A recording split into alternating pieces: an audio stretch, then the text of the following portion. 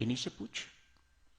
गुरु गोविंद सिंह जी कहते हैं इन्हीं से पूछ, ऐसी हालत क्यों हुई। पूछा, गुरु महाराज इस दुर्गति को कैसे प्राप्त हुए आप। बंदा के गुरु महाराज मैंने आपसे नामदान लिया हुआ है, आपकी ऐसी दुर्गति क्यों हुई, क्या हुआ है। कहा माधुदास, उस वक्त अभी बंदा नहीं बना होगा, माधुदास होगा। कहा माधुदास, इसी पेड़ के नीचे मेरी मृत्यु हुई। मृत्यु के वक्त मेरी दृष्टि इस पेड़ के फल पर चली गई। इस सीजन का फल नहीं खाया। तब से लेके आज तक बार बार मुझे परमात्मा यही योनि दे रहे हैं, कीड़े की योनि, रज्ज के फल खा। एक बार मरता हूं, फिर परमात्मा मुझे फल में डाल देते हैं, फिर मरता हूं, फिर फल में डाल देते हैं। कैसी खतरनाक चीज है देवियों सज्जनों ये अशक्ति। स्वामी जी महाराज का उपकार देखो,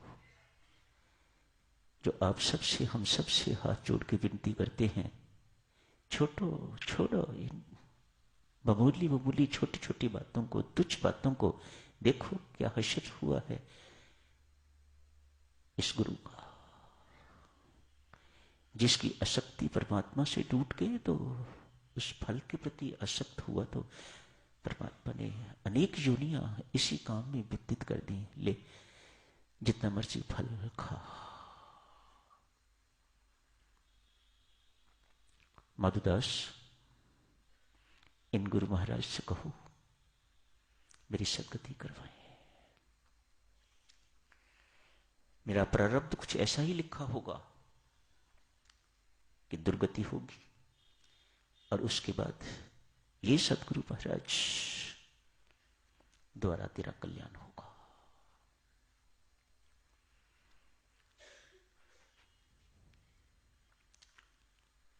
चाहते हो साधक जनों की अंत समय मुख से राम राम निकले, तो जिंदगी भर आपको राम राम जपना होगा। इस वक्त आप किसी एक चीज को लेके ऐसे बैठ जाते हो, उसे ऐसे दिल पर लगा लेते हो जैसे कि सब कुछ संसार का यही है। अगर इसी वक्त मृत्यु हो गई तो सोचो सारा किए किराए पर पानी फिर जाएगा। पार्थ, जो अंत समय मेरा स्मरण करता हुआ देह को त्यागता है, वह निस्संदेह मुझे प्राप्त करता है।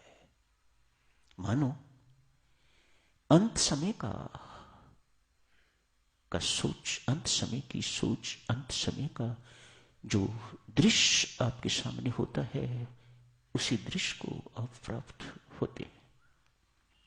जैसे एक फोटोग्राफर की दुकान पर व्यक्ति फोटो खिंचवाने के लिए जाता है। फोटोग्राफर कहता है स्माइल प्लीज, मानो हंसोगे तो फोटो हंसी की आएगी, सीरियस मुख रखोगे तो सीरियस मुख की फोटो आएगी, रोता हुआ मुख बनाओगे तो रोते हुए मुख की फोटो आएगी। बहुत सुंदर उदाहरण। इसी प्रकार से ही सत्य है। हमारा अगला जन्म किस पर निर्भर करता है, आपकी अंत समय हालत क्या थी।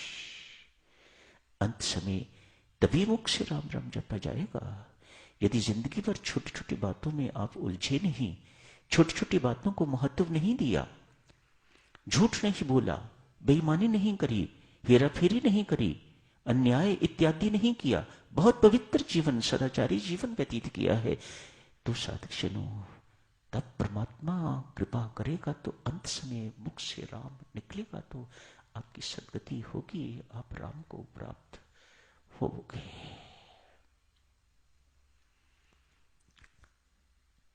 बंदे को परमात्मा ने सत्संगति से सिमरन से, सेवा से, सेवा अर्थात सदाचारी जीवन, सदाचरण से वंदनीय बना दिया। यही समाप्त करने की इजाजत दीजिए।